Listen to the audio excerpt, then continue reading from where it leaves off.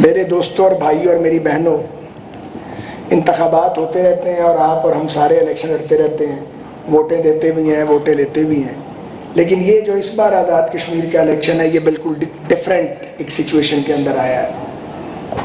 بدقسمتی سے کچھ ایسے عناصر جو ہیں ان کو پہلی بار موقع ملا ہے کہ وہ آزاد کشمیر میں لوگوں کو وہ نیریٹو دیں جو نیریٹو کشمیریوں کا نہیں ہے، اور اس میں وہ کسی حد تک کام پس منظر ہے بیڈ گورننس، جو مسلسل بیڈ گورننس ہے آزاد کشمیر میں، اور اس کے بعد حکومتوں کی اکھاڑ پچھاڑ یہ پہلے نہیں ہوا کرتی تھی۔ اور آزاد کشمیر میں پاکستان میں طوفان آتے رہتے تھے، لیکن آزاد کشمیر میں جو حکومت بنتی تھی وہ اپنا ٹینیور پورا کرتی تھی، کیونکہ اس کی اپنی سینسٹیوٹی ہے۔ اور آزاد کشمیر جو آزاد جموں و کشمیر ہے وہ مقبوضہ کشمیر کے مقدمے کے ساتھ جڑا ہوا ہے۔ جب تک مقبوضہ کشمیر پر بھارتی تسلط ختم نہیں ہوتا اور ریاست پاکستان اور پاکستانی قوم کے موقف کے مطابق کشمیریوں کو UN ریزولوشنز کے مطابق پلیمیسائڈ کا حق نہیں ملتا، تب تک یہ سچویشن جو ہے یہ ایک خاص طرح کی سچویشن ہے۔ اور میں نے بھی کچھ دیر پہلے بھی ایک جگہ یہ کہا ہے، میں دوبارہ کہنا چاہتا ہوں کہ مسئلہ کشمیر سب کانٹیننٹ کی تقسیم کا نامکمل ایجنڈا ہے۔ پاکستان تب تک مکمل نہیں ہوگا جب تک کشمیر کا مسئلہ حل نہیں ہو جاتا۔ یہی وجہ ہے کہ ریاست پاکستان نے کشمیریوں کے اس مقدمے کو لڑنے کے لیے ہر قیمت ادا کی ہے، اور دو ایٹمی طاقتوں کے درمیان ایک یا دو نہیں کئی جنگیں ہو چکی ہیں، اور ساؤتھ ایشیا کا پورا ریجن جو ہے وہ کشمیر کے ایشو کی وجہ سے فلیش پوائنٹ بنا ہوا ہے۔ یہ ایک لوکلائزڈ مسئلہ نہیں ہے، یہ پورے ایشیا کے امن کا معاملہ ہے اور پاکستان کی بقا کا معاملہ ہے۔ یہ ممکن نہیں ہو سکتا کہ پاکستان اپنی شہرت کو دشمن کے قبضے میں رہنے دے۔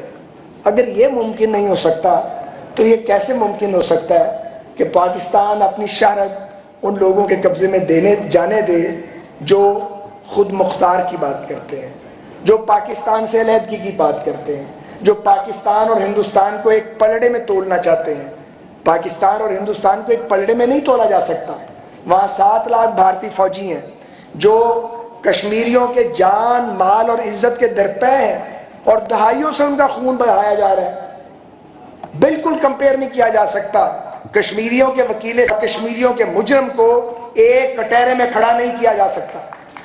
لیکن میں حیران ہوں کہ چند لوگ جن کا داؤ لگ گیا ہے اور وہ لوگوں کو ورغلا رہے ہیں، بہکا رہے ہیں۔ مطالبہ کرنا چاہیے، احتجاج ہونا چاہیے۔ ساری زندگی ہم نے مطالبے کیے ہیں، احتجاج بھی کیے ہیں، جیلوں میں بھی گئے ہیں۔ کوئی دور ہے جس میں جیلوں میں نہیں گئے؟ اپنے ملک میں لیگل اور کانسٹیٹیوشنل فریم ورک میں رہتے ہوئے ہم نے جدوجہد کی ہے۔ ہم نے مسلح جدوجہد نہیں کی ہے، ہم لڑے نہیں ہیں، ہم نے کسی کا گریبان نہیں پکڑا۔ گریبان پکڑ بھی سکتے تھے تو ہاتھ نہیں ڈالا۔ یہ ریئل ٹائم پالیٹکس نہیں ہے۔ سیاست یہی ہے کہ آپ مطالبہ کریں، مطالبہ جائز ہو تو تکرار سے کریں، اور اتنی بار رپیٹ کریں کہ وہ مطالبہ حقیقت بن جائے، اور اس کا ایک طریقہ کار موجود ہے۔ لیکن اگر کوئی یہ سمجھے کہ وہ جتھا بنا لے گا، وہ کوئی بھی ہو، کوئی پولیٹیکل پارٹی ہو، کوئی کمیٹی ہو، تو جتھے بنا کے اور لاک ڈاؤن کر کے مسئلے الجھ جاتے ہیں، سلجھا نہیں کرتے۔ سو آج بدقسمتی سے جو ہے وہ جو دھرنا چل رہا ہے آج کل راولہ کوٹ میں، وہ معاملہ الجھ گیا ہے۔ ہم پولیٹیکل لوگ ہیں، ہم نے ہزار غلطیاں کی ہوگی، مگر ہم مذاکرات پہ یقین رکھتے ہیں، ہم سیاسی اور جمہوری عمل پہ یقین رکھتے ہیں۔ ہم چاہتے ہیں کہ مسئلہ حل ہو۔ حکومت پاکستان جو موجودہ حکومت پاکستان ہے، اس نے PMLN اور پیپلز پارٹی کی سینئر لیڈرشپ کو بھیجا بات کرنے کے لیے۔ بہت سے ایسے مطالبات مان لیے کہ ان مطالبات کو ماننے کے نتیجے میں ملک کے دیگر حصوں سے وہ مطالبہ اٹھ سکتا تھا۔ مثلا میں لاہور سے اٹھ کے کہہ سکتا ہوں کہ مجھے آٹا سستا کیوں نہیں ملتا۔ آپ چکوال سے یہ مطالبہ کر سکتے ہیں، آپ اٹک سے یہ بات کر سکتے ہیں کہ بجلی 3 روپے اور بجلی کا کوئی کمپیریزن ہی نہیں ہے، کہ جو بجلی کی پیداواری قیمت ہے آپ اس سے بھی کم پہ بل دے رہے ہیں۔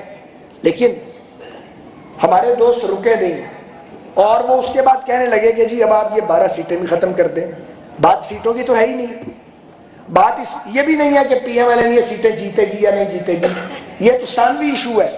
بنیادی ایشو یہ ہے کہ کشمیریوں کی پاپولیشن کو کسی صورت کم کرنے کی اجازت نہیں دی جا سکتی۔ لوگ جو پاکستان کی خاطر اپنا سب کچھ چھوڑ کے وہ مائیگریٹ کر کے آئے ہیں، مجھے بتائیں اگر ان کی یہ نشستیں ختم کر دی جائیں، جیسے کہ کہا جاتا جی ان کا کشمیر میں ووٹ شفٹ کرو، تو کس ایڈریس پہ ووٹ شفٹ کریں؟ ان کا تو کوئی ایڈریس ہی نہیں ہے، ان کا ایڈریس تو رہ گیا آکوپائڈ کشمیر میں، وہاں جا کے ووٹ ڈالیں۔